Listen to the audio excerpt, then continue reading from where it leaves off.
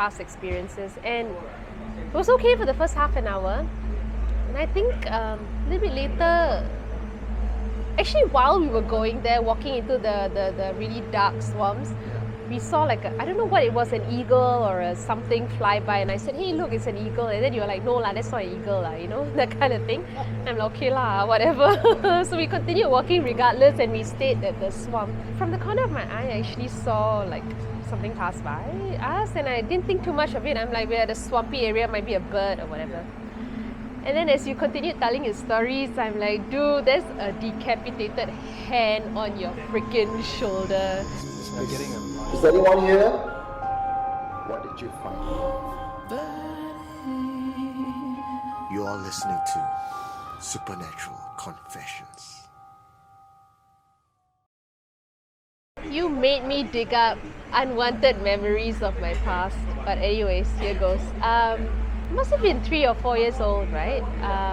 When I had my first encounter with the supernatural. But of course, at that point in time, I was too young to know what I was seeing.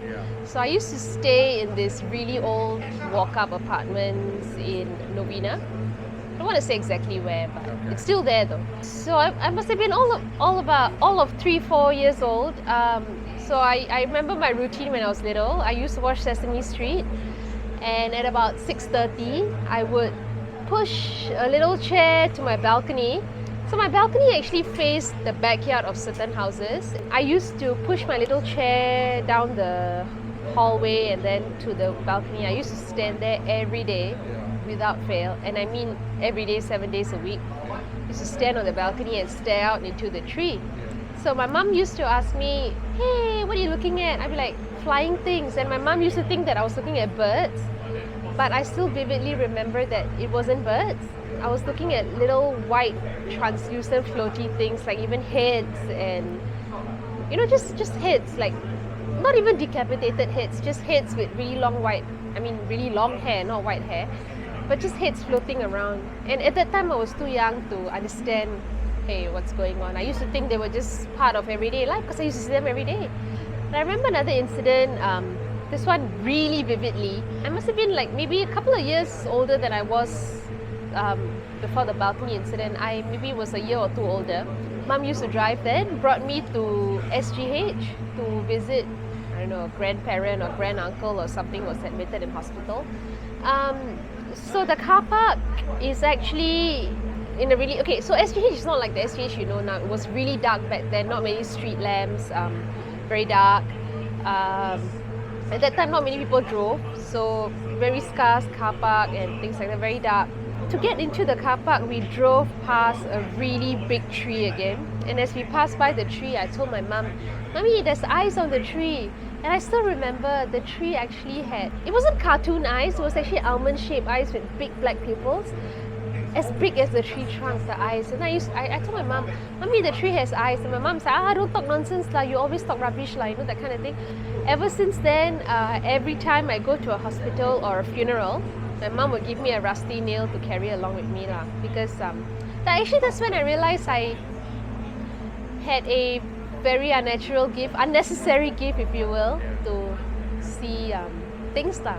So after Novena, while we were waiting for my current house to be built, we moved into this flat at Kim Kiat, and my flat had a really nice balcony as well, really long balcony, and it was facing a Chinese temple, and the temple had a columbarium. And I used to do the same thing every evening at about 6:30. I would push, I was a little bit bigger, so this time I'll carry the chair to the balcony, and then I would stand on the balcony and keep looking out, and then my mom would come and ask me, hey, what are you looking at? And I'm like, Mommy, there's people. And I used to see old people, okay, like asos, apiks, like just gathering outside the temple, like, you know, just, they weren't even talking, they would just stand there, and sometimes they would look at me. And then I would tell my mom, hey, look, Mom, they're looking at me. And my mom would be like, what are you talking about? There's no one there. My mom's standing right next to me, right? My mom said, there's literally nobody there. What are you talking about? Stop your imagination. And then I'm like, no, Mommy, the auntie is saying hello, the uncle is saying hello to me, they're smiling at me. My mom was like, stop your nonsense. I was 7 years old. I was in the afternoon session of school at that time. So I finished school at about 6 p.m. and then by the time I reached home, school bus would drop me home at about 6:30 lah. So 6:30 is about the time my dad comes back home. And my dad had this habit where he would come home, he would remove his shirt, he would sit in his office pants, and at that time newspaper was very popular, right? So we subscribed to newspaper every day. So he would just sit down and read his newspaper like that. So it would cover his face. All you can see are just his lower body lah, basically. So I came back home from school one day at about 6:30 in the evening, walked into my living room, turned to my left, the couch where my dad is always seated at, newspaper held up against him, can't see his face and everything, I just saw his pants lah. And then I went up, changed my clothes for dinner, and then I came down. I think it was all of 10 minutes that I took to change and everything. Came down, walked out to the garden, saw someone opening the gate. I'm like, who is that? And then it's my dad coming home from work. And I actually asked my father, so you're just coming home? And then he's like, yeah, I just got off the taxi, I just came home. And I'm like, my goodness, who the hell did I see then in the living room? When I was about 16 years old, at that time I used to work in banquets in hotels just to earn extra pocket money on weekends and things like that. So I would take the last bus home at about 11 o'clock, reach home at 11:45, and I used to walk up. My house is on top of a hill, I used to have to walk uphill. And at that time, there used to be an army camp where I was living, but the army camp moved out, and it was just like a really big abandoned plot of land with just trees and really dark and whatever, unoccupied. So when I used to pass by that place every weekend without fail, as I'm walking up at about 11:45, 12 o'clock at night, I would hear things. I hear voices calling out to my name. I mean, like not female voices, male voices, and it would sound like my dad or my brother or a friend of mine or maybe I don't know, just a relative, like it would be a very distinct voice. They would call out Jane. And I always remember my mom telling me when I was young not to actually turn back when something calls out your name at night. So I never used to turn back. It got so bad to the point that I would carry headphones with me. So every time I walk up, I have my Discman and my headphones on, and so I cannot hear anything. But even then, I would hear the faint whispers of Jane, Jane, that kind of thing. I remember there was one night, it was during the Harry Potter saga, like everybody was crazy about Harry Potter movies. So my brother and I went out to watch the Harry Potter movie. It was a really late night show, about 12 midnight or something like that. So we came home at about 3 a.m. Brother was driving. Just outside the Chinese temple, he abruptly braked. And there was no other cars behind because my neighborhood's pretty secluded that late at night, right? I'm like, dude, what happened? Why did you brake? He's like, oh no, he just made up some excuse lah, and then whatever. So we turned in and we went home.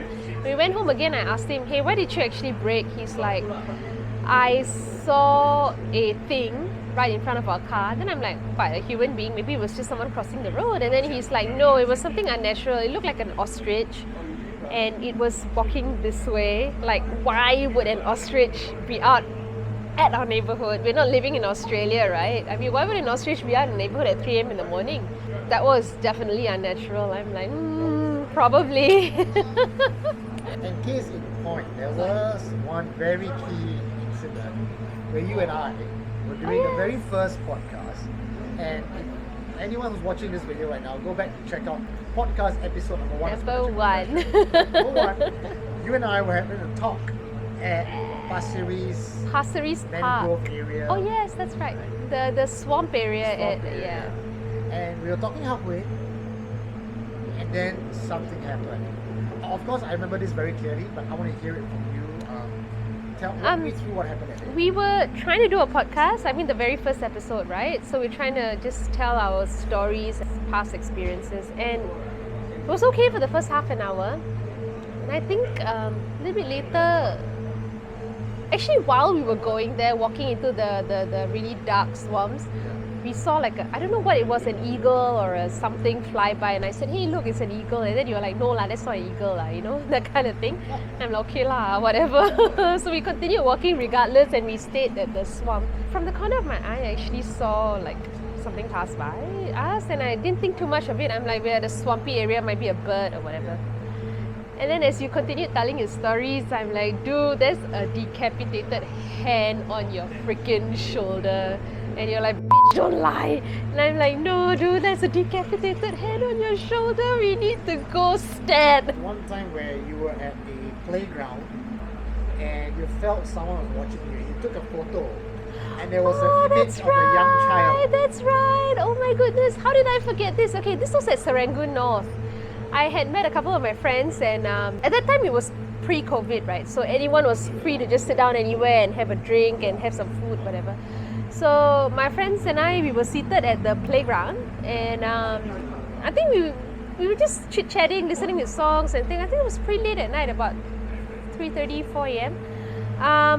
I started to feel like something was watching me and okay, so the playground was at my 10 o'clock and I just kept feeling like something was watching me from that particular direction and well, I looked around all over me. I didn't feel anything on this side. Every time I looked at the playground, I started to get goosebumps, like instant goosebumps. Okay, I'll look there, I'll get goosebumps, and I'll just look away for like 10-15 minutes, goosebumps would die down. Then I look back there again, I'll start feeling goosebumps again, and I'm like, shit, what's going on? So I whip up my camera, my phone, right, start snapping photos, and lo and behold, I caught a little boy sliding down the slide. Your neighborhood that you live in Yes, is one of the most haunted neighborhoods. I would think so, yes.